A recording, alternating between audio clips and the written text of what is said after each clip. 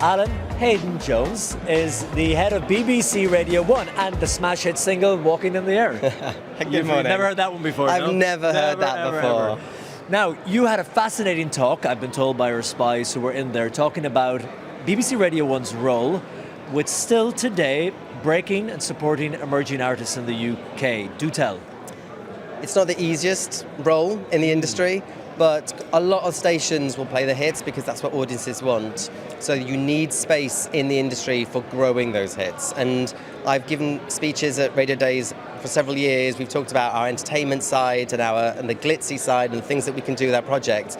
So this year we decided to talk about the detail that Radio 1's been doing for 57 odd years, which is to highlight how we build our artists in the UK and what work we do in our nighttime, from BBC introducing in local BBCs through to the national BBC introducing shows, through then the Radio 1 schedule of introducing artists to the BBC system and to the audience, and then taking them from one step to the next and sort of planting seeds for them to grow.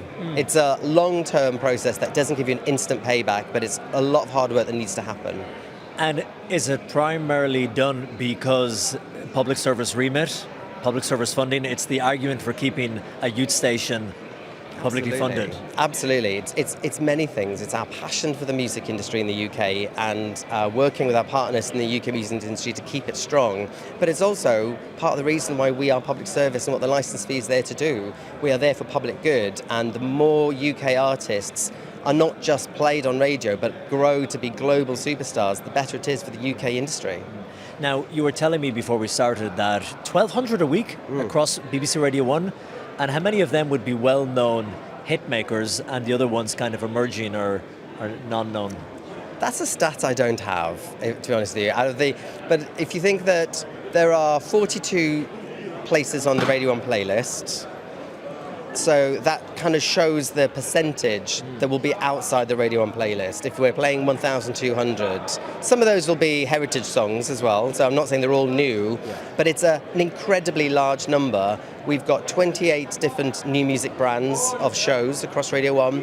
They're all music curators, they all find artists, and what we want to do is start working on vocalizing how we can create impact. So it's not just about us saying we've played 1,200 artists this week. It's about going and what are we doing with them? What's our story? What's our journey? Where did they come from? Where are they going? How do we grow with them?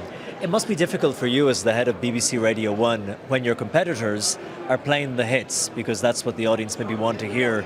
And then you, because of the public service remit, you're bound to play these emerging artists, whereas it might be better for ratings if you just kept knocking out the top 10 or the top 20. If we did what our commercial colleagues did, there would be a huge percentage of young audiences that were not being served. I actually don't see it quite as binary as that. I think you need both in the industry. A strong commercial industry that are providing the hits, and a strong BBC that grows the artists. We have our hits as well, don't get me wrong. Yeah. We'll be playing Stormzy's next single on Radio 1. We're not suddenly allowing other stations to own that.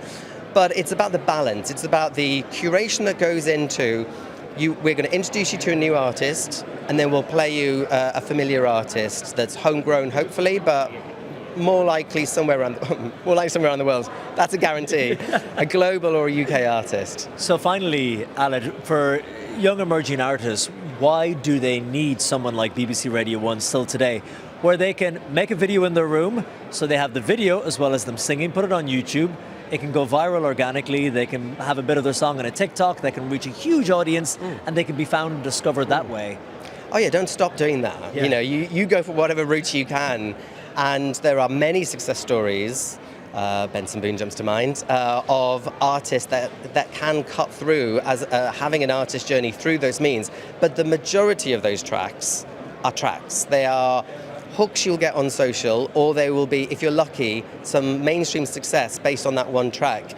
There is a second route or a third route that's been there for years, which is, it's not about Radio 1, it's about the BBC in the UK or BBC Music, which is you can upload your track to BBC Introducing and then start coming through the the system within the BBC to help grow an artist. That's about longevity.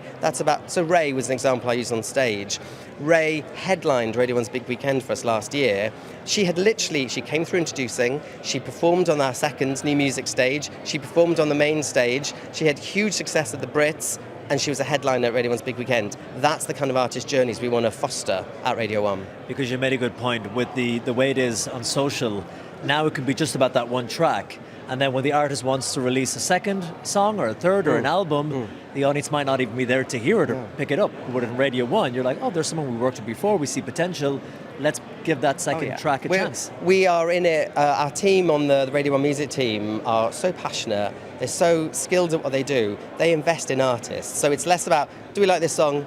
Do we not like that song? Yeah. It's about, do we like this artist? Do we back this artist? So you'll often have multiple songs from a project being played on Radio 1 because it's about their growth. Aled, great talking to you. Great. And thank you so much. Thank you.